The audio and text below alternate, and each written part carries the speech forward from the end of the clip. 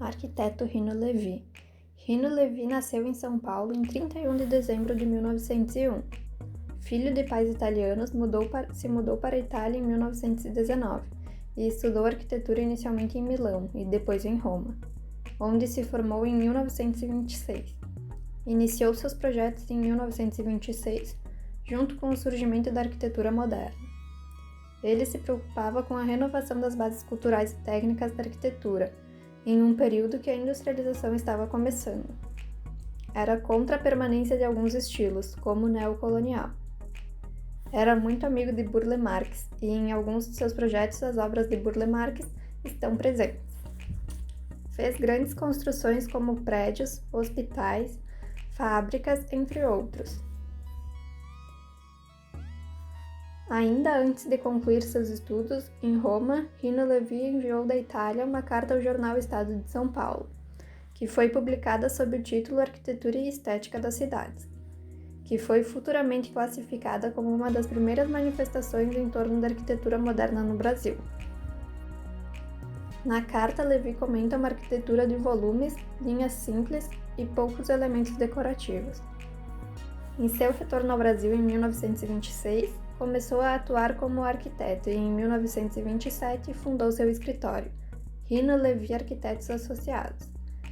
No início da década de 30, projetou seus primeiros prédios do estilo moderno, que foram encomendados por clientes de origem italiana em São Paulo.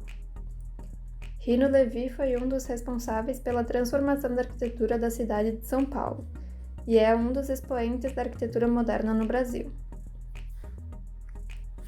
Rino Levi faleceu em 1965, aos 63 anos de idade, mas deixou um grande conjunto de obras construídas, principalmente no estado de São Paulo. As principais obras de Levi são a sede da Fiesp, edifício de torre piramidal com embasamento em pilotis que dá forma para uma praça pública. Essa praça pública localizada no térreo tinha como propósito inicial duas linhas de apoio laterais, com um grande vazio central. Após realizados novos cálculos, notou-se a necessidade da terceira linha de apoios no centro. Nas fachadas é possível notar a simetria, com a finalidade de gerar um visual harmônico e equilibrado. Já as plantas baixas são assimétricas, projetadas em bloco linear.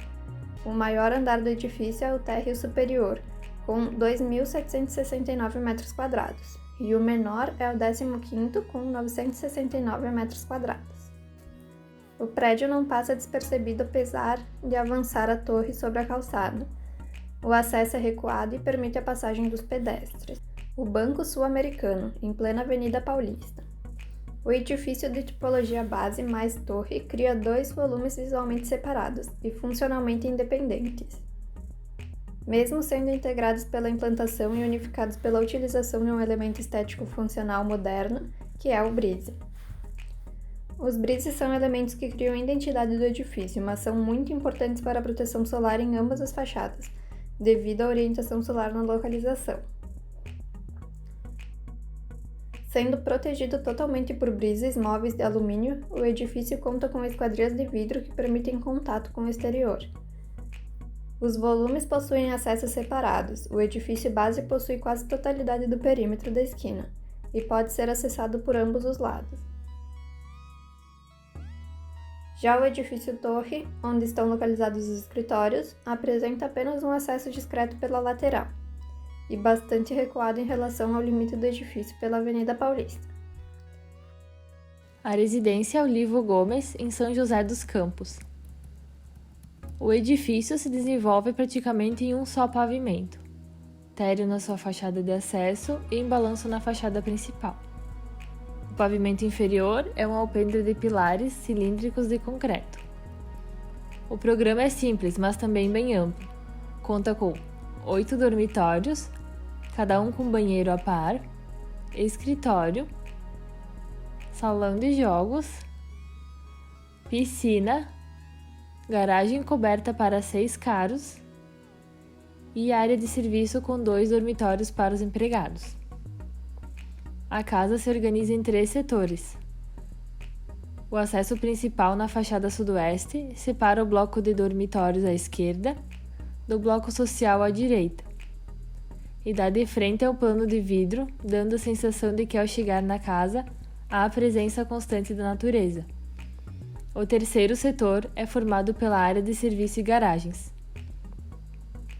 Setor de dormitórios, as esquadrias são de 3 folhas de venezianas do tipo guilhotina com contrapeso, assim fazendo com que os dormitórios se abram à paisagem. O setor social se destaca pelo terraço que se projeta dos salões fechados de estar e pelo grande beiral em balanço que o protege. Possui uma escada helicoidal que leva ao nível inferior, os degraus sustentados por uma viga curva de concreto e no perímetro por cabos de aço presos na laje superior. Uma escultura para alpendre. Algumas propostas não executadas, como, por exemplo, o projeto para o concurso do Plano Piloto de Brasília. Levi participou do concurso com um projeto de cidade, obtendo o 3º lugar. O Plano Piloto da nova capital brasileira foi projetado para 500 mil habitantes, a ser localizada no Planalto Central do Brasil, junto ao Lago Paranoá, construído artificialmente para criar melhores condições de conforto ambientais a fim de amenizar a área da região. A cidade se baseia nos princípios conceituais da cidade formal, separação radical do pedestre e automóvel, e a palavra rua é substituída por caminho de pedestres e autoestrada. A uniformização do tipo de moradia é definida por blocos verticais, isolados, mas concentrados em zonas de alta densidade, gerando um terreno livre em torno da habitação. As vantagens seriam espaços livres que alcançam ótimas condições de insolação e ventilação. Foram previstos setores de habitação intensiva e extensiva. O setor de habitação intensiva desenvolve-se ao redor do centro urbano, comportando a maioria da população. Esse setor é dividido em 5 conjuntos e 3 mega-edifícios de 48 mil habitantes, cada qual com centro distrital próprio. O setor de habitação extensiva, com residências unifamiliares, localiza-se ao longo dos braços do lago, fora do esquema urbanístico principal.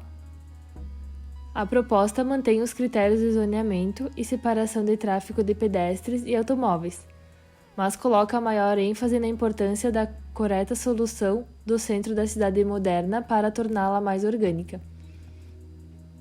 Em relação às alturas, Levi declara que o mega-edifício proporciona grandes densidades populacionais e possibilita trajetos a pé por toda a cidade, pois a maioria da população vive em um raio de um pouco mais de 1 km em todo o centro urbano.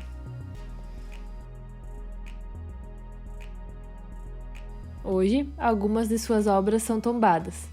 O Instituto Sede Sapiatinae, o edifício do Hotel Excelsior, a residência Olivo Gomes, o edifício Garagem América, a residência Castor Pérez, o Banco Sul-Americano e a sede do IAB São Paulo.